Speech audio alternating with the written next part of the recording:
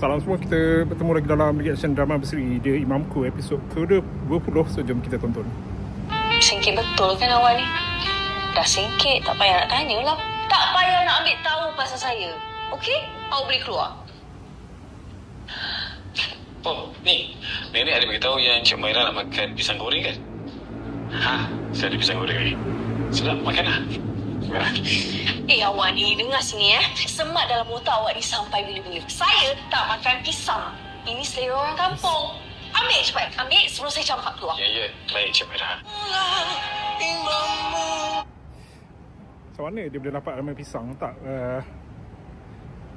Budin ni tahu tak kenapa dia dipanggil Mak Pisang? Dan kenapa, apa obsesinya dia dengan pisang sampai koin pisang pun dia nak bawa ke isteri dia. Isteri lah. Pisang goreng lah sedap, tambah cicah apa, sambal kicap.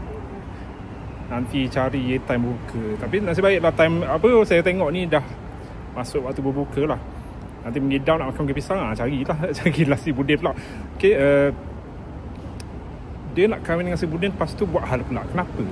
Masih lagi jadi tanda tanya. Bukan penonton je tertanya, saya pun juga. Menipu kat tepi sungai siap bungkus. Sombong sangat. Itulah.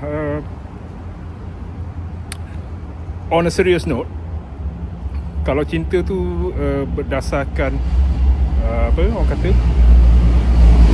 nak balas dendam ke sebab mak si Rafiq hina dia ke, ataupun tekanan ke, rasanya better tak payah kahwin lah, bersandan dekat Humairah. Sebab banyak dosa kering dia. Dosa dia sebab itulah marah kat suami. Dia tak menghormati suami kat situ.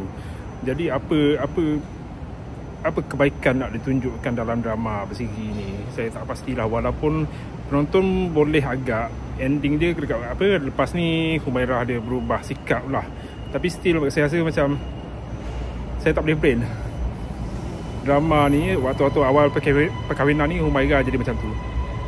Okay, kita jumpa lagi. Sekian.